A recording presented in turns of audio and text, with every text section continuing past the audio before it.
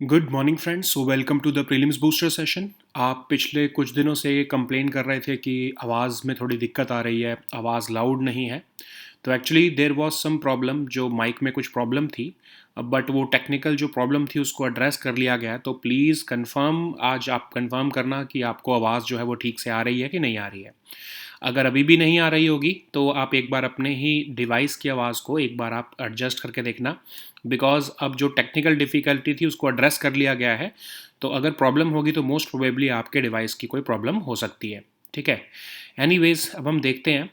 पहला टॉपिक हमारा लैंडस्लाइड्स इन हिमाचल प्रदेश। तो ये टॉपिक आपके इन्वायरमेंट के लिए और आपके ज्योग्राफी दोनों के लिए इंपॉर्टेंट है। तो लगभग 50 लोगों की डेथ हो गई है पिछले 24 घंटे के जो है लैंडस्लाइड्स और क्लाउड बर्स्ट में। तो अब हम देखते हैं कि जो ऑफ कोर्स हिमाचल प्रदेश में, तो अब हम देखते हैं कि लैंडस्लाइड्स हैं क्या। तो लैंडस्लाइड्स बेसिकली आपकी मूवमेंट होती है मास ऑफ रॉक की, डेब्री की या अर्थ की, एक डाउनवर्ड स्लोप में। और ये मास वेस्टिंग होती है, मतलब बहुत तेज़ी से बहुत ज़्यादा जो है वो लैंड वेस्ट हो जाता है इन्फ्लुएंस ऑफ ग्रेविटी में। नेचुरल कॉजेज़ की वजह से भी हो सकता है, जैसे heavy rainfall, earthquake, snow melting, slopes का अंडरकट होना, फ्लड की वजह से, या फिर एंथ्रोपोजेनिक मतलब ह्यूमन या फिर मैन मेड कॉजेज़ की वजह से भी हो सकता है, जैसे कि एक्सकवेशन करते हैं अगर हम, हिल्स को कट कर रहे हैं, ट्रीज़ को कट कर रहे हैं, इंफ्रास्ट्रक्चर डेवलपमेंट कर रहे हैं, उसकी वजह से भी ऐसा हो सकता है। अब इंडिया जो है वो कितना प्रोन है लैंडस्लाइड्स को? इंडिया जो है वो टॉप 5 कंट्रीज़ में आता है जो कि लैंडस्लाइड्स प्रोन प्रोन कंट्रीज़ हैं। लगभग 1 डेथ पर 100 स्क्वायर किलोमीटर अगर हम देखें तो वो एक किसी ना किसी लैंडस्लाइड इवेंट की वजह से ही हुई है। रेनफॉल की वजह से ही जो सबसे ज़्यादा जो है लैंडस्लाइड्स हमारी कंट्री में होती हैं। और अगर हम देखें, अगर हम स्नो कवर्ड एरियाज़ को एक्सक्लूड कर दें, तो लगभग 12.6% जो कंट्री का जोग्राफिकल लैंड एरिया है वो लैंडस्लाइड प्रोन है। अब इसी को डील करने के लिए गवर्नमेंट ने लैंडस्लाइड एटलस ऑफ इंडिया भी बनाई है, जिसको नेशनल रिमोट सेंसिंग सेंटर ने बनाया है। और इस ये एक पैन इंडिया डेटाबेस है 80,000 लैंडस्लाइड्स का, जो कि पिछले 2 डेकेड्स में हुई है। अब ये डेटाबेस जो है सीजनल लैंडस्लाइड्स और इवेंट बेस्ड लैंडस्लाइड्स दोनों के डेटाबेस को जो है वो इकट्ठा कर रहा है, एक रिच कलेक्शन दे रहा है लैंडस्लाइड इन्वेंट्री की, जिसका यूज़ करते हुए फ्यूचर पॉलिसीज़ बनाई जा सकती हैं। ठीक है। नेक्स्ट हम टॉपिक देखते हैं, removal of section 377 of IPC. ये टॉपिक आपके गवर्नेंस के लिए इंपॉर्टेंट है।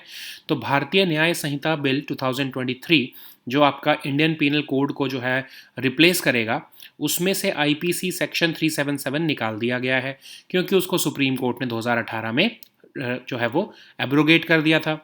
ठीक है।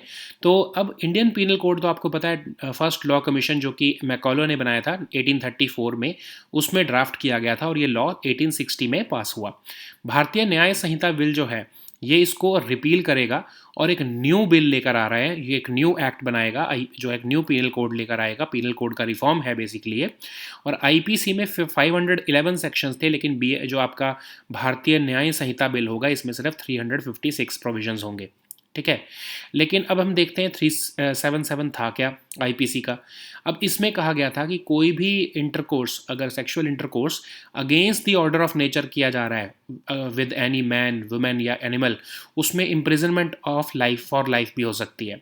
तो एलजीबीटी कम्युनिटी और अदर्स जो है वो हमेशा कहते थे कि ये जो है सेक्शन है बहुत डिस्क्रिमिनेटरी है और ये लीगल प्रोटेक्शन देता है हरासमेंट और इंटिमिडेशन के लिए गे कपल्स को। ठीक है। तो अब जो है Navtej Singh Johar versus union of India case 2018, जो आपको बहुत ही फेमस केस है, जिसमें सेक्शन 377 को जो है वो डिक्रिमिनलाइज किया गया था। सुप्रीम कोर्ट ने उस समय कहा था कि ये जो लॉ है, ये एक्चुअली जो ये प्रोविज़न है ये एक बहुत ही इरेशनल, इनडिफेंसिबल और आर्बिट्रेरी प्रोविज़न है। इसको जो है एक एज अ वेपन यूज़ किया जा रहा है एलजीबीटी कम्युनिटी के मेंबर्स को हरास करने के लिए। ठीक है। तो जो भारतीय न्याय संहिता बिल है उसमें जो प्रोविज़न लाया गया है उसमें क्या कोई प्रॉब्लम है वो भी देख लेते हैं हम। तो आईपीसी सेक्शन 377 जो है नॉन माइनर मेल्स जो थे, जो मतलब 18 साल से ऊपर के जो मेल हैं, उनको भी रेप से जो है प्रोटेक्शन देता था। लेकिन जब से सेक्शन 377 को अब हटा दिया जाएगा अगर इस बिल से, तो ऑफ कोर्स जो मेल हैं उनको रेप से जो है वो प्रोटेक्शन नहीं रह जाएगा। ठीक है। अब जो है रेप को जो न्यू लॉ होगा उसके अंदर सेक्शन 363 के अंदर जो है वो कवर किया जाएगा। लेकिन जो रेप की डेफिनेशन होगी वो बेसिकली उसमें सिर्फ विमेन को ही प्रोटेक्शन मिल पाएगी, जो मेल होगा उसको प्रोटेक्शन नहीं मिल पाएगी, इसलिए एक जो है प्रॉब्लम आ रही है। जेंडर्ड जो है डेफिनेशन बन जाएगी रेप की एज़ पर दिस भारतीय न्याय संहिता बिल।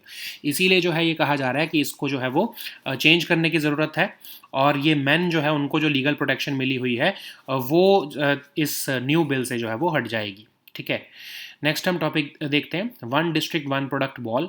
ये टॉपिक आपके इकोनॉमी के लिए इंपॉर्टेंट है। One district one product initiative जो कि दीनदयाल अंत्योदय योजना के कोलैबोरेशन के साथ बनाया गया था, उसको एक तरह से हाईलाइट करने के लिए one district one product wall भी जो है वो बनाई जा रही है, जिसमें कि इंडिया के डाइवर्स और एक्सेप्शनल क्राफ्ट हेरिटेज को शोकेस किया जाएगा। तो ये one district one product wall department for promotion of industry and internal trade का ही एक इनिशिएटिव है, जिसमें कि आइडेंटिफाई किए जा रहे हैं उन प्रोडक्ट्स को हर डिस्ट्रिक्ट्स में जिनको प्रमोट किया जाएगा उनके यूनिक क्वालिटी और कल्चरल सिग्निफिकेंस से। ऑब्जेक्टिव ये है कि हम हर डिस्ट्रिक्ट का एक उसके फुल पोटेंशियल पर लेकर जाएं, ताकि हर डिस्ट्रिक्ट जो है इंडिया का किसी ना किसी तरह से एक्सपोर्ट करना शुरू करे। ठीक है, अब जो ये आपका दीनदयाल अंत्योदय योजना है उसके बारे में भी देख लेते हैं। ये फ्लैगशिप पॉवर्टी एलिवेशन का प्रोग्राम है। इसमें इंस्टीट्यूशनल प्लेटफॉर्म्स दिया जाता है रूरल पुअर को जो है इफेक्टिवली डील करने के लिए, उनको एक तरह से लाइवलीहुड अपॉर्चुनिटीज़ देने के लिए। अब इसके अगर हम की फीचर्स देखें तो यूनिवर्सल सोशल मोबिलाइजेशन है, मतलब हर विमेन मेंबर हर रूरल पुअर हाउस होल्ड में से जो है उनको किसी ना किसी सेल्फ हेल्प ग्रुप का नेटवर्क में शामिल करना है। फिर जितने भी हाउस होल्ड जो पुअर हाउस होल्ड्स हैं उनको बेनिफिट्स मिलने चाहिए इस प्रोग्राम के लिए, तो उसके लिए पार्टिसिपेटरी आइडेंटिफिकेशन भी की जा रही है।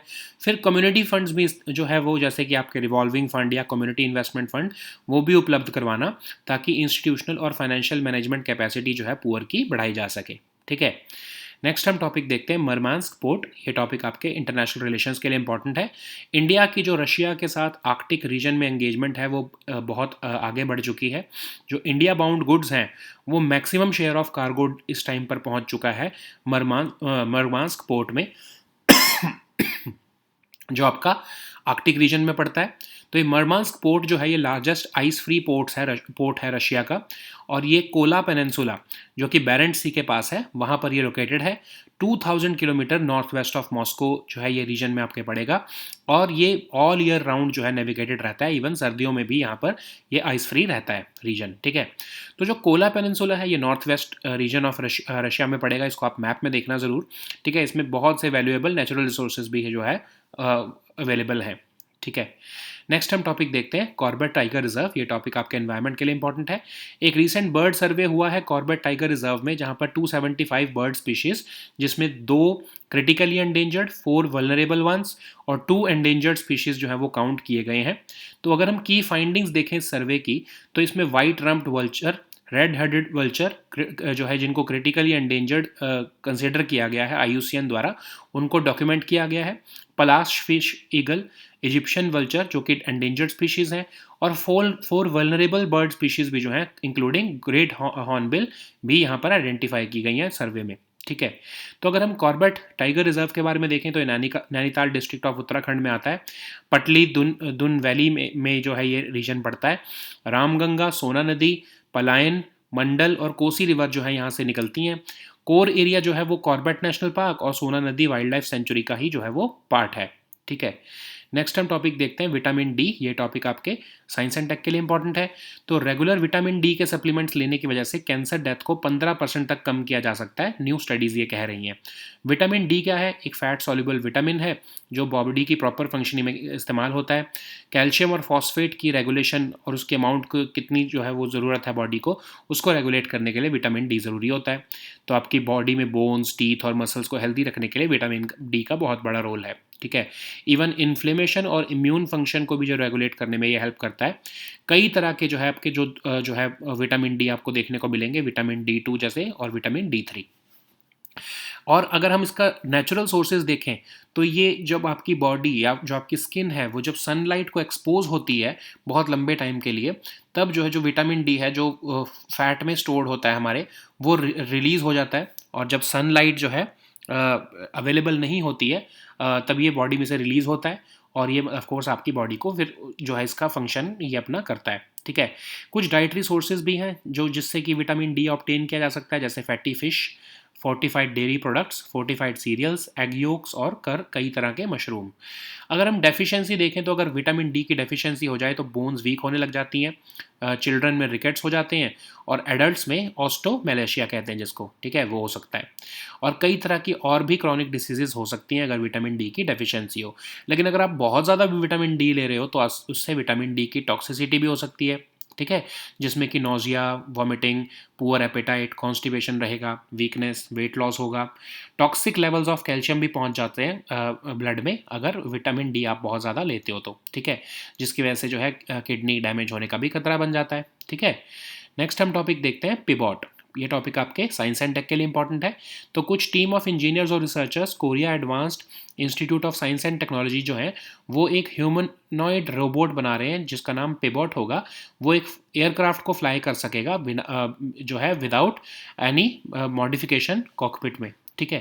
तो जैसे आपके ह्यूमंस जो है प्लेन को उड़ाते हैं पायलट्स, वैसे ही ये जो है बिना किसी मॉडिफिकेशन के कॉकपिट में वैसे ही ये प्लेन को उड़ा पाएगा और ये वर्ल्ड का फर्स्ट ह्यूमनॉइड पायलट बनेगा, ठीक है। तो ये एक एरोप्लेन को जो है मैनिपुलेट कर सकेगा, सारे जितने भी कंट्रोल्स हैं उनको कॉकपिट में हैंडल कर सकेगा। आर्टिफिशियल इंटेलिजेंस और रोबोटिक्स टेक्नोलॉजीज़ का इसमें इस्तेमाल करके जो है इसको डेवलप किया जा रहा है। इसकी एक तरह से ये नेचुरल लैंग्वेज भी प्रोसेस कर पाएगा फ्लाइट मैनुअल की, और फ्लाइट के ऑपरेशन को रियल टाइम में कंट्रोल कर सकेगा, ठीक है। एक्सटर्नल कैमराज इसमें लगे हैं जो कि इसको अलाउ करेंगे कि ये current state of the aircraft को मॉनिटर कर सके, और इवन इमरजेंसी मैनुअल्स भी ये प्रॉपरली इसको मेमोराइज होंगी और ये इमिडिएटली रिस्पॉन्ड कर सकेगा, ठीक है। एयर ट्रैफिक कंट्रोलर्स या फिर ह्यूमंस जो कॉकपिट में है उनके साथ कम्युनिकेशन के लिए भी ये जो है तैयार है, ठीक है। So now let us see all these topics in English. So the first topic is landslides in Himachal Pradesh. This topic is important for your environment section. So about 50 people have died within 24 hours in incidents in Himachal Pradesh related to landslides. So what are these landslides? So basically this landslide is defined as a movement of mass of rock, debris or earth down a slope, and it basically means mass wasting due to influence of gravity. So there can be natural causes and also man-made causes. Natural causes are heavy rainfall, earthquakes, snow melting, and undercutting of slopes due to flooding. And man-made causes are excavation, cutting of hills, excessive infrastructure development, and even overgrazing by cattle. So how prone is India to landslides? India is considered as among the top 5 countries which are prone to landslides, and at least one death per 100 square kilometer has been reported in 1 year due to landslide.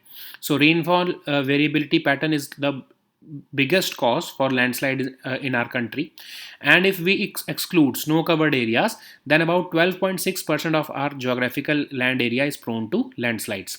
So to tackle that, we are also focusing on doing surveys and collecting information. We have also developed this landslide atlas of India, which has been prepared by the National Remote Sensing Center, and it's a pan-India database of 80,000 landslides which have occurred during the last 2 decades. Okay, so satellite data has been used to map this landslides events. Okay, so it is a rich collection of landslide inventory which will help, of course, the policymakers and the researchers to make an early warning system so that we can we can control and prioritize environment activities and also sustainable development in our, especially our ecologically sensitive mountain areas. Okay, so the next topic is removal of section 377 of IPC. This topic is important for your governance section. So Bharatiya Nyaya Sanhita bill has proposed to replace the IPC recently, and it will also abrogate IPC section 377, which has already been abrogated by the Supreme Court in 2018. So basically it has also been decriminalized in that year. So you know that IPC was formed by Macaulay in 1834, but it came into force in 1860. But now we have initiated a much awaited penal code reform, and we are going to repeal and replace this IPC, and we will be replacing it with Bharatiya Nyaya Sanhita Bill of 2023. Okay, so while IPC has currently, of course, 511 sections, this Bharatiya Nyaya Sanhita Bill will only have 356 provisions. So what is section 377 of IPC? So basically whoever voluntarily engages in carnal intercourse against the order of nature with any man, woman or animal shall be punished with even imprisonment for life. So this provision particularly was used to harass the LGBT community, and it used to intimidate the gay couples. Okay, so in 2018, the Supreme Court unanimously decriminalized consensual sex between two adults, irrespective of the gender, and partially struck down the Section 377 of the IPC. Okay, it was told by the Supreme Court that this particular provision is irrational, indefensible, and arbitrary, and it has been used time and again to harass the members of LGBT community. But there is a new problem which is originating now, because IPC 377 also gives protection to non-minor males from rape. Once this section will be gone, this protection to major or non-minor males from rape will also be gone.